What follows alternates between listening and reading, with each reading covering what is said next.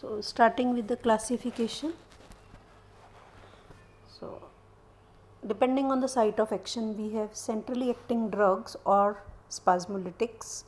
This includes drugs acting at the level of brainstem. I told you mefenacin congeners. Now names of the drugs are cyclobenzaprine, carisoprodol, chlorphenazine, chlormazanone, chlorzoxazone, methocarbamol, metaxilone or phenandrin. Then in the centrally acting itself, second group is drugs which favor the inhibitory transmitters. Now the inhibitory transmitters are GABA and glycine. Drug favoring glycine is glycine only, we won't discuss it any further. Drugs favoring GABA activity, as I told you with physiology, are benzodiazepines like diazepam, gabapentin. We have baclofen and progabite. And third group, drugs inhibiting the excitatory transmitters. There was tizanidine, which inhibited the secretion through alpha-2 presynaptic receptors. There are others, riluzole and hydroxylamide.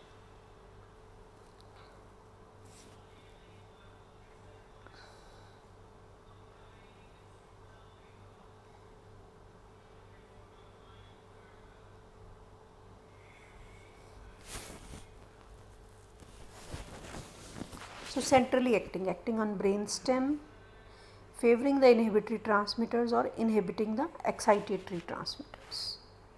Next group is of the peripherally acting neuromuscular junction blockers, which act at the level of junction between the lower motor neuron and the motor end plate. Depending on their mechanism, there are two groups. Depolarizing agent, those which cause depolarization of the motor end plate. There is single drug in this group, that is succinylcholine. Now the depolarization caused is prolonged or persistent depolarizers, DAs. Then second group is non-depolarizing agents. They are further based on the duration of action. They can be long acting like D2-bocurare, pancuronium, pipecuronium. Intermediate acting are vicuronium, rocuronium, atracurium and cisatracurium. And the short acting one is mivacurium. Long acting, intermediate acting, short acting, non-depolarizing agents, these one. Then we have drugs producing the chemodenervation. It is a botulinum toxin. It interferes with the release of acetylcholine from the somatic motor nerve or the cholinergic nerve endings. We have discussed this with the ANS also. Then third group was drugs which act directly on the skeletal muscle and interfere with the release of calcium from the sarcoplasmic reticulum. That drug is dantrolene.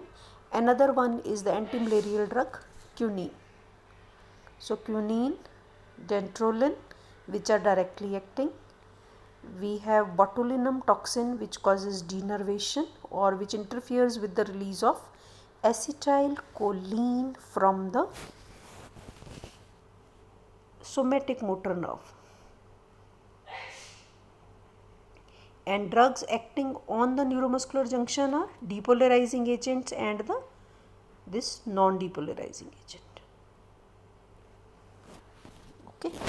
So after this classification, mechanism of action of the spasmolytics or centrally acting muscle relaxants. Most of the things I have already explained with the physiology part. These drugs act by depressing spinal and supraspinal polysynaptic reflexes through one of the following mechanisms. Spinal internuncial neurons are blocked.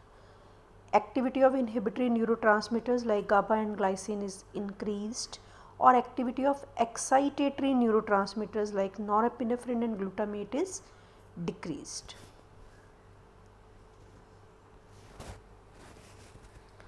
Now we discussed that mefenacin congeners, carisoprodol, chlorzoxazone, chlormizanone, this group acts at the level of brain stem and they inhibit the polysynaptic reflexes only. They are useful to relieve the muscle spasm in local conditions like sprains, spondylitis, bursitis, tendon inflammation, ligament tears, centrally acting mefenacin congeners.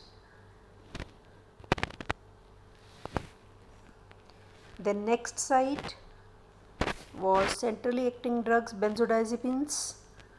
They augment the action of GABA at GABA A receptor chloride channel complex, increase chloride permeability and cause hyperpolarization.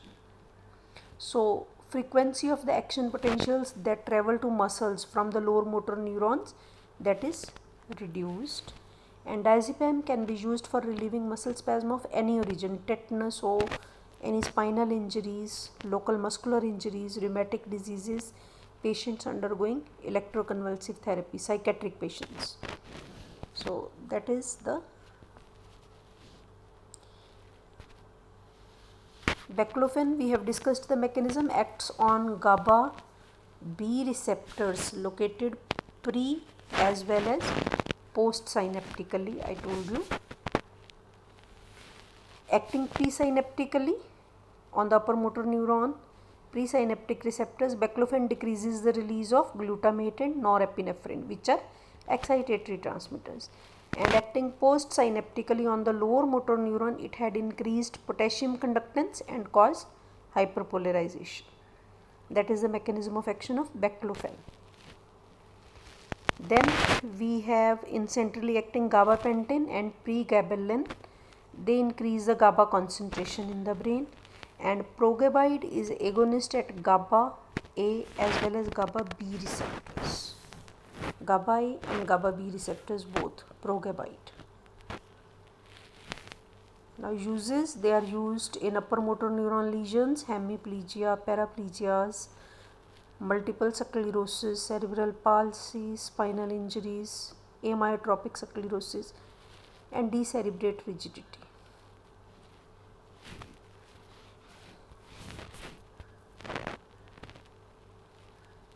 Then in centrally acting we have drugs which decrease the action of excitatory transmitters. Among them we have tizanidine, acts on presynaptic alpha 2. Remember the first diagram, presynaptic alpha 2 receptors of the upper motor neurons decrease the release of excitatory transmitters.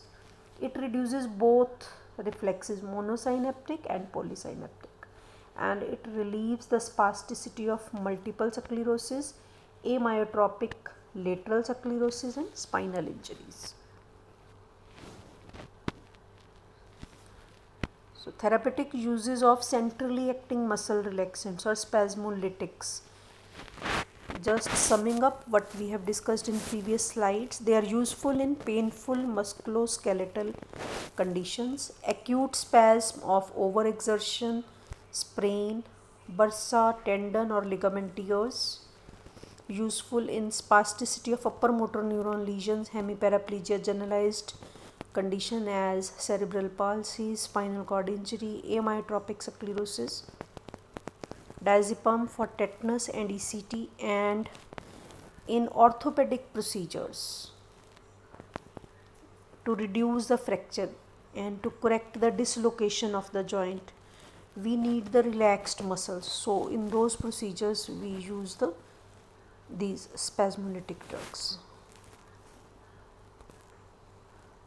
Adverse drug reactions, as they are centrally acting, they have central side effects, dizziness, lightheadedness, fatigue, muscular weakness are common with the drugs that act on the level of brainstem. Mefenacin congeners, carisoprodol, chlorzoxazone, chlormizanone. Sedation also occurs with these mefenacin congeners as well as benzodiazepines. We will discuss benzodiazepines as an important sedative hypnotic. So sedation is a adverse effect here when we are using the drug for relaxation of muscles. Sudden withdrawal of baclofen can increase the seizure activity. Tizanidine can cause dry mouth, dizziness, drowsiness and fall in blood pressure. So these are the adverse effects. Next group, we move on to the next site, that is the junction between the lower motor neuron and the motor end plate of the skeletal muscle. Here we have two types of drugs, non-depolarizing and depolarizing. This peripherally acting muscle relaxants, this part of the chapter is most important. So you need to know in detail the mechanism, uses and all of peripherally acting muscle relaxants. Non-depolarizing agents, as we already discussed, are long-acting, intermediate and short-acting. Long-acting is tuberculare, pancuronium and pipecuronium. DPP, D-tuberculare, pancuronium, pipecuronium, or PPT, pancuronium, pipecuronium and tuberculare, where tuberculare is a prototype. Intermediate, atracurium, cisatracurium, vicuronium and rocuronium, and shortest acting is mivacurium.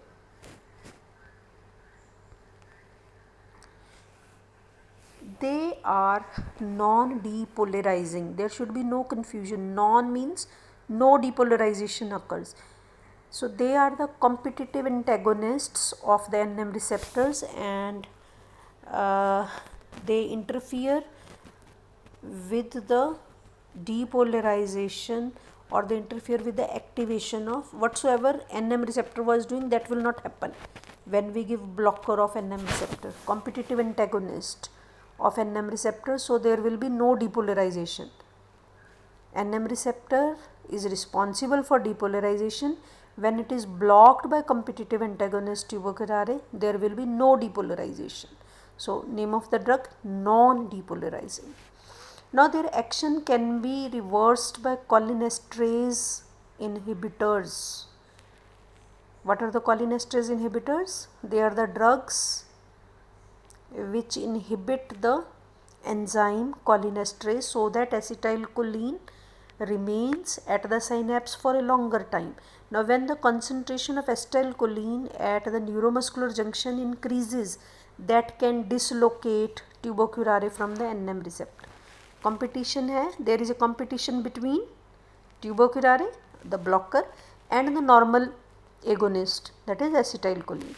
If you give these drugs, cholinesterase inhibitors, neostigmine, pyridostigmine, so if you give these drugs, the enzyme is inhibited, acetylcholine is not metabolized, there occurs excess acetylcholine which can dislocate tuberculare from that site.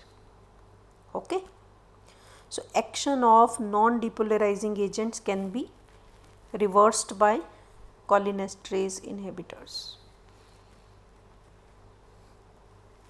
Now if you give cholinesterase inhibitors at the nicotinic receptor, they will reverse the action, they will displace tuberculare, but at the muscarinic, the excess acetylcholine will produce muscarinic side effects.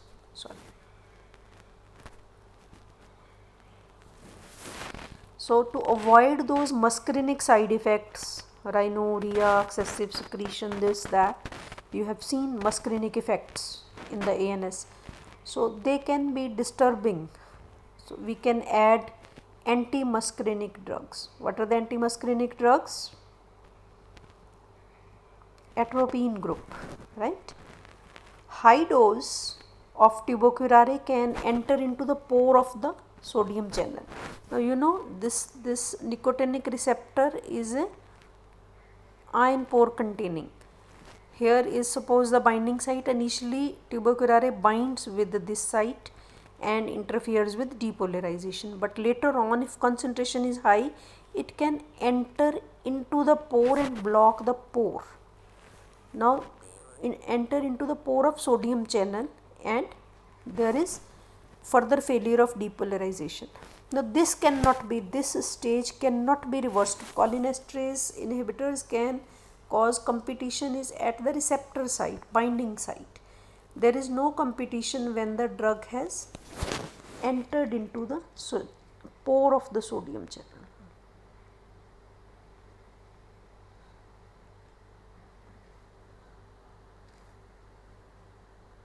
Right?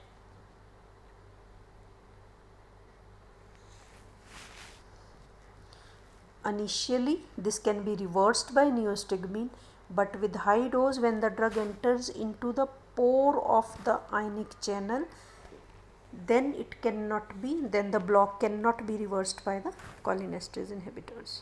Non-depolarizing mechanism. Now, depolarizing agent, succinylcholine, mechanism of action is succinylcholine has same structure as that of acetylcholine.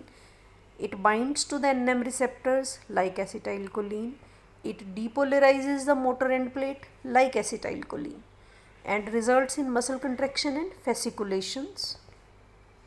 But the difference between acetylcholine and succinylcholine is that succinylcholine is to be metabolized by pseudocholinesterase, not by cholinesterase, but by pseudocholinesterase, and its metabolism is comparatively slow.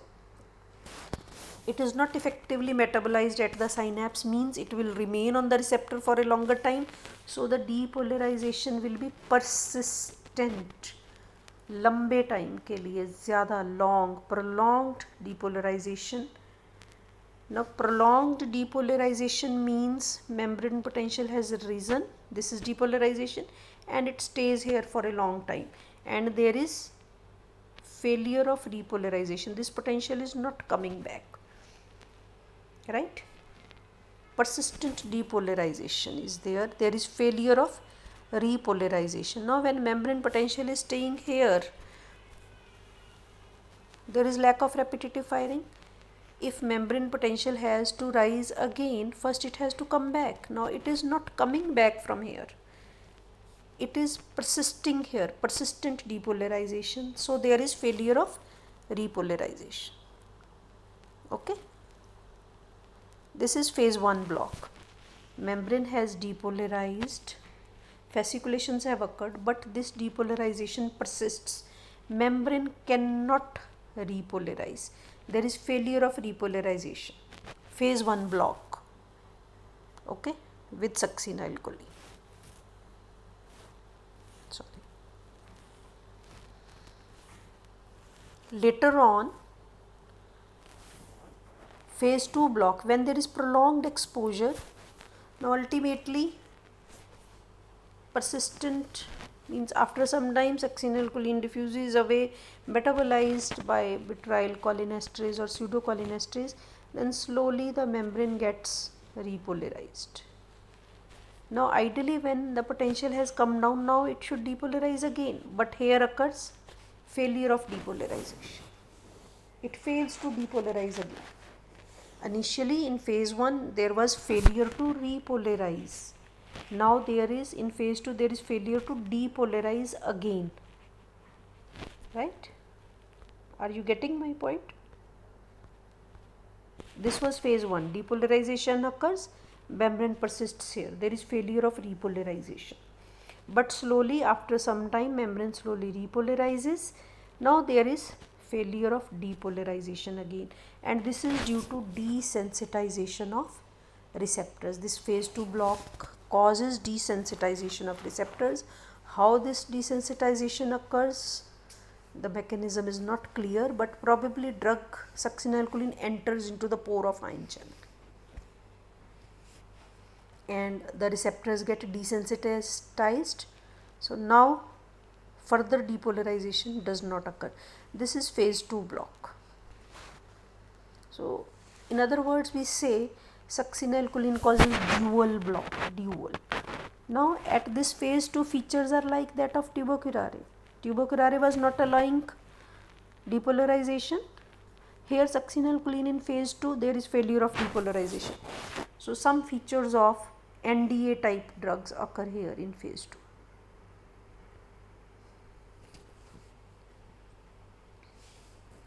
All these agents, peripherally acting muscle relaxants, or other name for them is neuromuscular junction blockers, They are highly polar drugs. Their structure, they have a quaternary ammonium compound, polar compounds, ionized compounds. Now if you remember general pharma, if there is ionization, they will not be effective by oral route, so we always need to give them by injectable form. Okay. For non-depolarizing, we have seen long acting, intermediate acting, short acting drugs depending upon their half life. One of the drugs in non-depolarizing, atracurium, shows Hoffman elimination. If you remember from general pharma, there is spontaneous, without the catalytic activity of any enzyme, atracurium gets metabolized, that is Hoffman elimination, and one of its metabolites is laudanacin. This laudanacin can cause seizure activity. This seizure activity is less with cis-atracurium. So nowadays cis-atracurium is one of the commonly used non-depolarizing agent. The succinylcholine has very short duration of action, 5 to 8 minutes, as it diffuses away from motor end plate and is metabolized by pseudocholinesterase.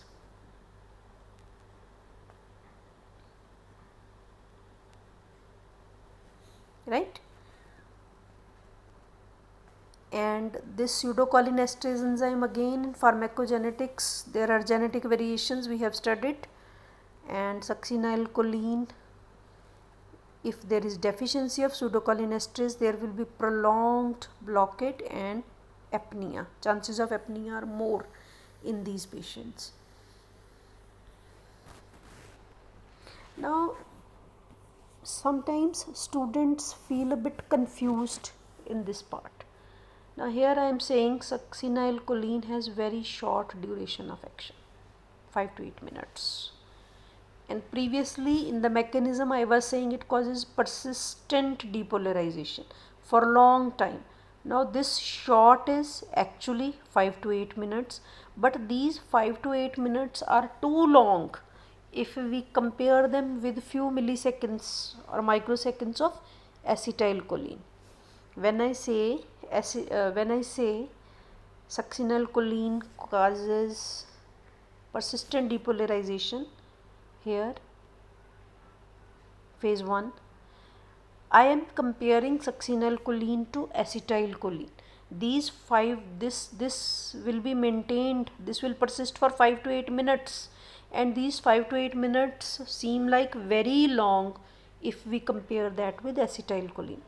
On the other hand, now we are discussing the mechanism, the duration of action is 5 to 8 minutes. Succinylcholine will be used for the procedures when we need skeletal muscle blockade only for 5 to 8 minutes. Short procedures, endoscopy, intubation, like that. We'll discuss. Now this is the paradox I was trying to explain. At the neuromuscular receptor, succinylcholine is said to be responsible for producing persistent depolarization for a prolonged period, because it has to slowly diffuse away from receptors for metabolism by pseudocholinesterase. But at the same time I am saying succinylcholine is very short duration of action, 5 to 8 minutes. Now here prolonged means in comparison to acetylcholine. Here short means actually duration is 5 to 8 minutes. The fact is surely succinylcholine is short acting drug with 5 to 8 minutes duration, but process is slow when we compare with acetylcholine that takes only few milliseconds. Okay, so the persistent depolarization means depolarization with succinylcholine for 5 to 8 minutes. Then we say it is persistent.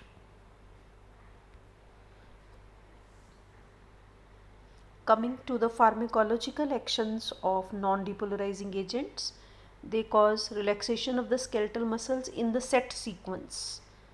First of all, the skeletal muscles of fingers and extraocular muscles, then hand and feet, arms, legs, neck, face, trunk, intercostal, and last to be paralyzed is diaphragm. And fortunately the recovery occurs in the opposite direction. Diaphragm recovers first. followed by intercostal muscles, this. So paralysis and recovery occur in a set sequence, and that sequence is beneficial for us because diaphragm is the last to be paralyzed and first to recover.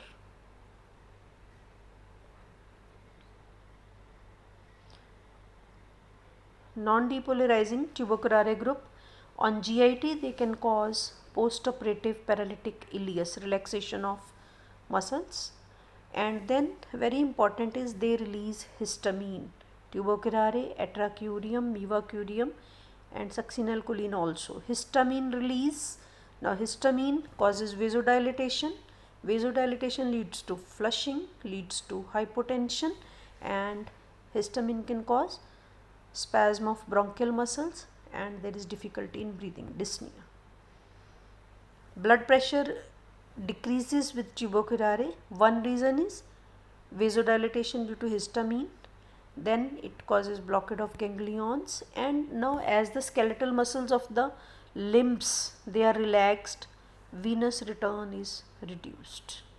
All these three things, histamine release, ganglionic blockade and reduced venous return, lead to fall in blood pressure with non-depolarizing agents.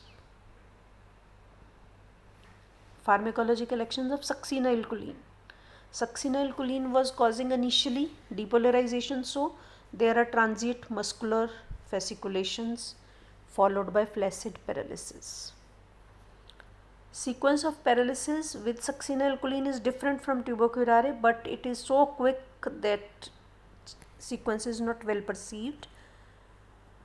And on heart it causes bradycardia followed by tachycardia and rise in blood pressure. Can cause cardiac arrhythmias, arrest in patients who have severe burns, injuries of soft tissues and tetanus, because it can cause dangerous hyperkalemia. Potassium levels are raised in patients of burns, soft tissue injuries or tetanus, and this hyperkalemia can cause arrhythmias and cardiac arrest. Therapeutic uses of neuromuscular junction blockers.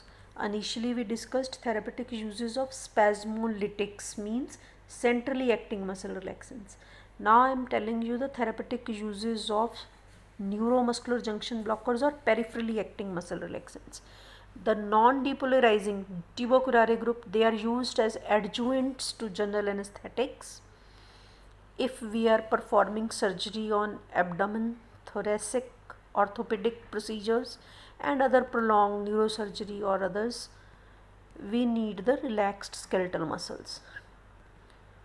In ICU patients on ventilator, we need reduce the resistance of chest wall to inflation.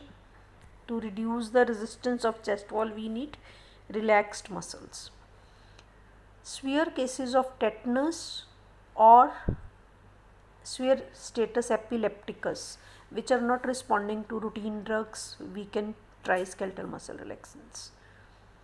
The depolarizing succinylcholine is preferred for brief procedures because its duration is 5 to 8 minutes. Endotracheal intubation, reduction of fracture. Reduction of fracture means bones are to be brought to the normal place before fixing them. Bronchoscopy to see into the bronchus, laryngoscopy, esophagoscopy, endoscopy, like that. To counter the laryngospasm, for preventing convulsions in falls, trauma, ECT, etc. So these are the therapeutic uses. If you compare this with therapeutic uses of spasmolytics, amyotropic lateral sclerosis, cerebral palsy, multiple sclerosis, like that was different. Here they are adjuvants to anesthesia or in ICU patients or in severe status epilepticus, tetanus, and succinylcholine for short diagnostic or curative procedures. Adverse drug reactions, prolonged respiratory paralysis and apnea can occur. Histamine release with tuberculare, atracurium, mevacurium and succinylcholine also. There will be flushing, vasodilatation, hypotension, asthma may be precipitated, cardiovascular collapse. Succinylcholine can cause fasciculation, so after the procedure there is soreness of the muscles, because in fasciculations the contraction of adjacent muscle fibers is asynchronous. Then malignant hyperthermia can occur with succinylcholine in patients receiving halothane.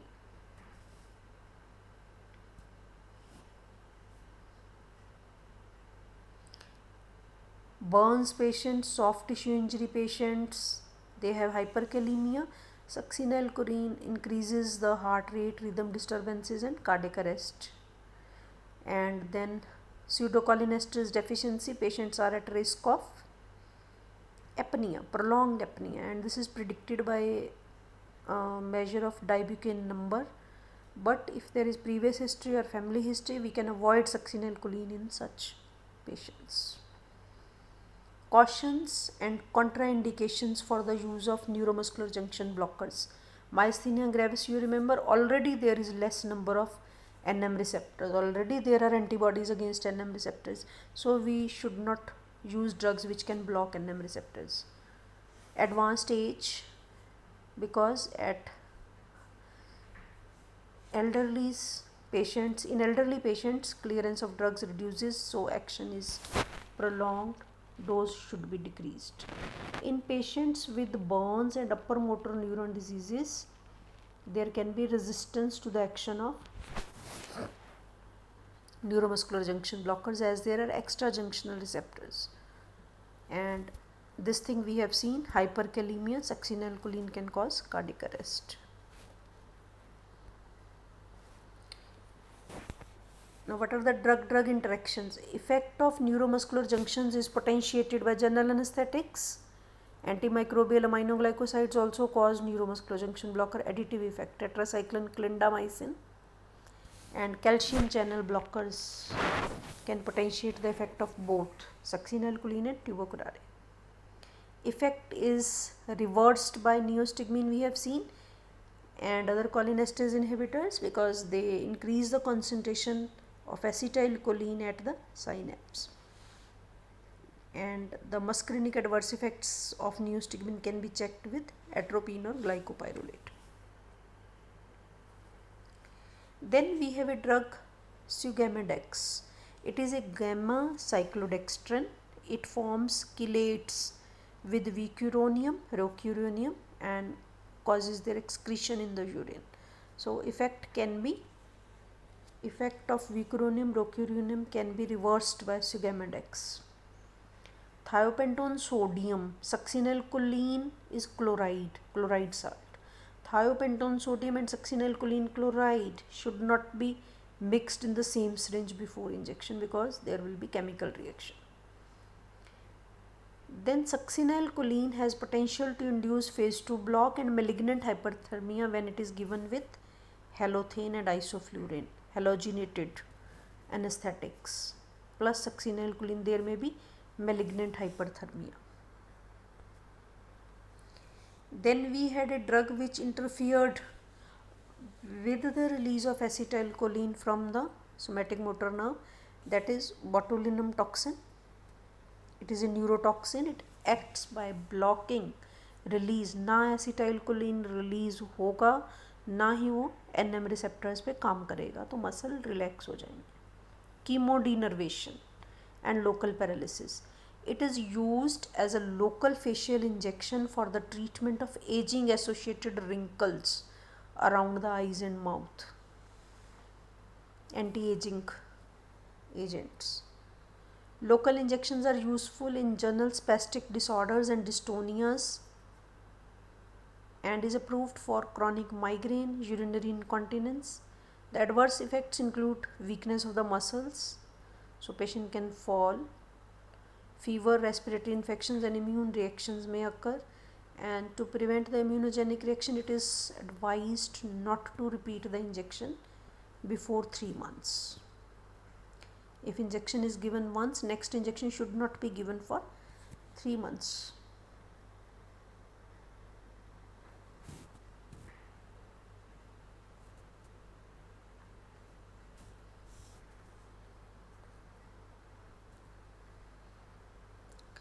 third group was the directly acting muscle relaxants. Till now we have covered centrally acting muscle relaxants or spasmolytics. We have covered peripherally acting muscle relaxants or neuromuscular junction blockers, which are non-depolarizing type and depolarizing type. Now third group is the directly acting, which act directly on the ryanodine receptor on the sarcoplasmic reticulum and interfere with the release of activator calcium. So they interfere with the release of calcium from sarcoplasmic reticulum, thus the depolarization gets uncoupled from muscle contraction, means depolarization is occurring but muscle contraction is not occurring. The rapidly contracting muscles are more sensitive than the slow contracting anti-gravity muscles. Now there is a ryanodine receptor in the cardiac muscles also, in the smooth muscles, but dantrolene does not act on these. Ryanodine receptor type 1 in skeletal muscle is affected, but ryanodine receptor 2 in the cardiac and smooth muscles is not affected by dantrolene.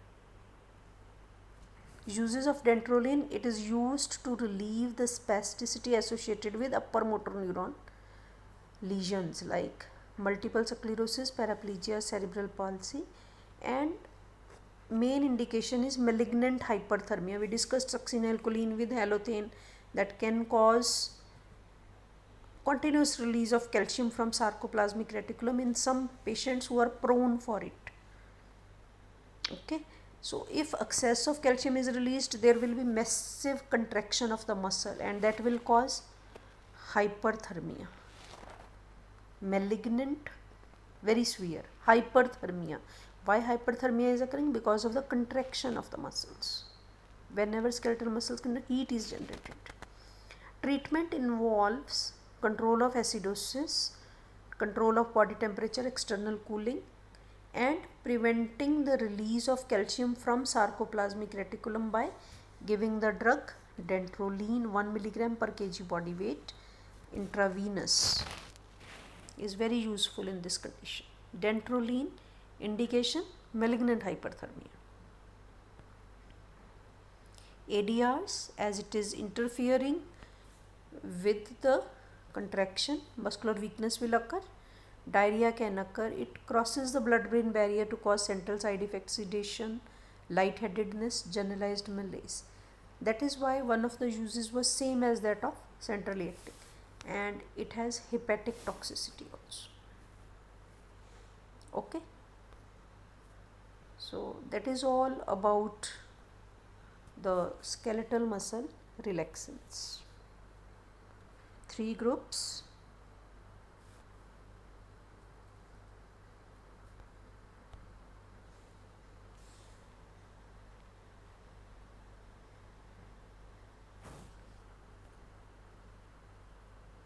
Just wait.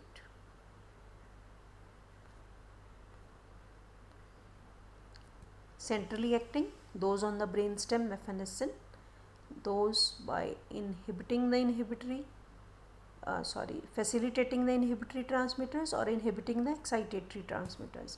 They are known as spasmolytics. They are useful in local conditions or in amyotropic lateral sclerosis, cerebral palsy, upper motor neuron rigidity, this, that.